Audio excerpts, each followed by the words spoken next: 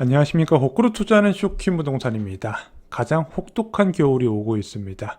왜 이번 겨울이 사상 최악인지 아시게 될 겁니다. 영상 시청 전에 구독 부탁드리겠습니다. 자, 저희가 지난 영상에서 현재 부동산 시장 급락 원인에 대해서 말씀드렸죠. 바로 예금금리 5%의 숨겨진 비밀, 기준금리 인상 플러스 자금 수요 급증에 따른 프리미엄이 붙으면서 이 프리미엄이 부동산 시장에 중대한 영향을 주고 있더라. 어떤 영향? 바로 전세 대출 금리가 나오면 안 되는 수준까지 나왔다는 거죠. 원래는 4.3에서 4.7 정도가 나와야 되는데 6에서 7% 미친 수준의 그 대출 금리가 나왔다는 거죠.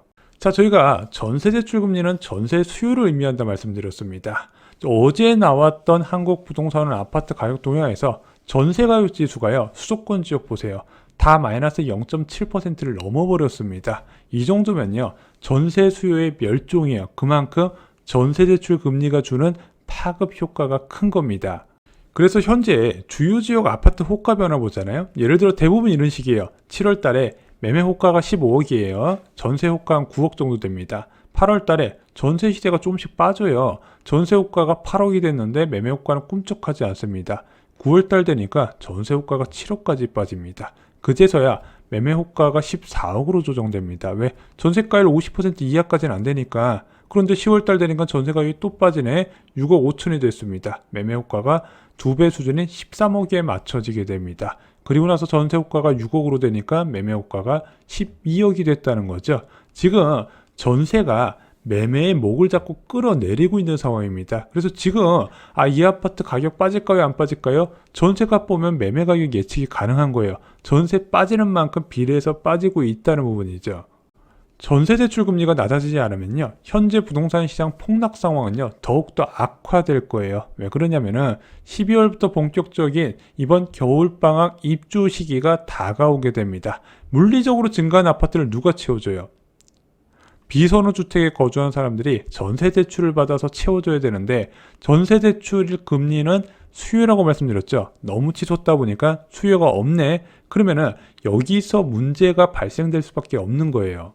그런데 이런 식으로 입주 물량 증가했다는 전세값 하락은요, 아까 사례를 설명드렸던 점진적인 하락이 아니라 급격한 하락으로 이어진다는 차이점이 있습니다.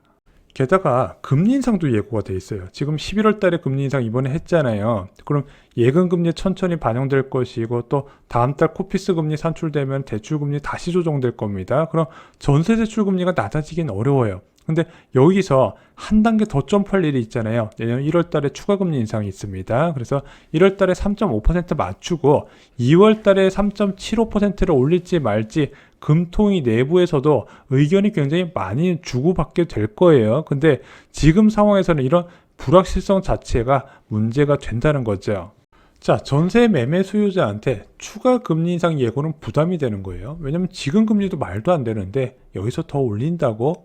그리고 많은 사람들이 이 장기간 고금리가 유지될 것을 우려하는 사람이 많이 있다 보니까 엄두가 안 나는 거죠. 그래서 특히 전세 수요자 같은 경우는요, 원래 비선호주택에서 아파트로 옮겨가려고 해야 되는데 지금 올 스톱이 돼버렸다는 거죠, 이동이.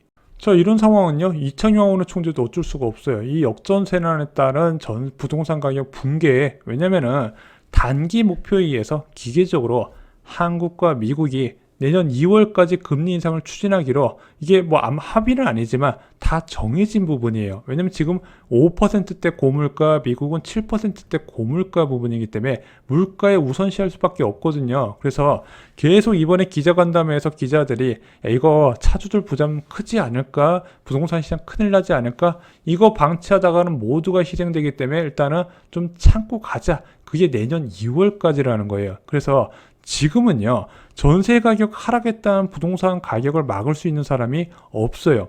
한국은행 총재도 못 막고요, 파월 의장도 못 막는 상황이에요. 그래서 이 유동성 위기를 뭔가 해결한다, 뭔가 완전히 없앤다, 이런 개념보다는 내년 1분기까지 그냥 최대한 버티려고 하고 있어요. 금융당국이 금융권을 동원해서 필요한 곳에 계속 자금 지원하고 있고요. 한국은행의 타겟팅한 유동성 공급을 제한적으로 시행하게 될 겁니다. 그래서 일단 급한 불만 이제 꺼 나가면서 빨리 통화정책 변화가 일어나길 기다릴 거예요. 이런 이유 때문에요. 이번 겨울에는요. 안전판 없이 부동산 시장이 그대로 위험에 노출이 된다는 겁니다. 구할 수 있는 사람이 없어요. 한국은행장도 못 구하고 금융위원장도 못 구하고 국토부 장관도 못 구해요. 이게 전세 가격은요, 진짜 임의로 개입해서 조정하기가 굉장히 어려운 부분이거든요. 한국은행장은 지금 해야 될 역할이 있는 부분이고, 금융위원장은 지금 자금 상황 맞기도 쉽지 않은 상황이고, 국토부 장관 규제 풀어봤자 그게 먹히지도 않는 부분이죠. 왜냐면은 이게 규제를 푼다는 건 결국엔 투자 수요 유입을 기대한다는 건데, 이 투자 수요 유입도 전세 가격이 안정될 때 유입되거든요. 그래서 저는 IMF 외환위기 이후에 이렇게 매도자가 불리한 상황도 없을 거라고 생각이 듭니다. 그럼 이 유동성 위기는요, 언제까지 이어질까요? 한국과 미국의 금리 인상을 일단 우선 끝나야 돼요. 이게 최소한의 조건입니다. 왜냐면은 금리 인상이 끝났다는 것은요, 중요한 의미가 있어요.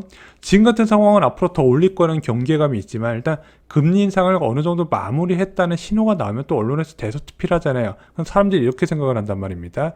여기서 일단 더 안 올라간다고, 그리고 여기서 내릴 일만 있겠다고 더 올라갈 거라는 기대감이 있는 거하고 더 내릴 거라는 기대감이 있는 거하고는 좀 다 심리적으로 차이가 존재하게 되죠. 차주들 입장에서 받아들이는 게 달라요. 그리고 여기서 추가로 필요한 게 있습니다. 바로 한국과 미국이 동시에 의미 있는 물가 하락세를 보여줘야 돼요. 지지부진한 물가 하락세가 아니라 확연한 감소세로 전환돼야 돼요. 그래야 금리 인하 기대감이 채권금리와 환율에 반영되고 유동성 환경도 확실하게 개선이 된다는 거죠. 그럼 그것이 언제인데? 2023년 4월입니다.